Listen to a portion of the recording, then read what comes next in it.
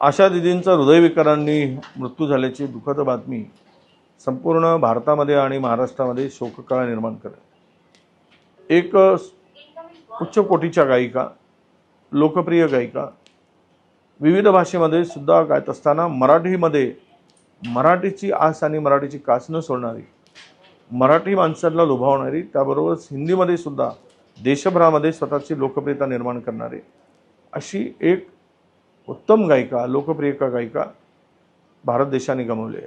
खरं तर महाराष्ट्राच्या मातीतील हिराच आज आपण गमावला असं म्हणायला हरकत नाही।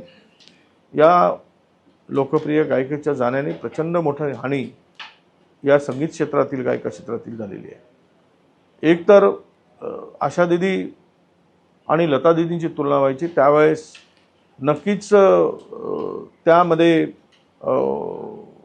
त्यांना त्या स्थानावर टिकून राहणं फार कठीण आणि कठोर परिश्रम घ्यावे लागले, पण त्याही परिस्थितीला सामोरं जाऊन स्वतःचं नाव भारतातील आणि महाराष्ट्रातील लोकांच्या मनात कोरणं एक चॅलेंज आशा दिदींनी स्वीकारून आपल्या गायिकेला सिद्ध केलं।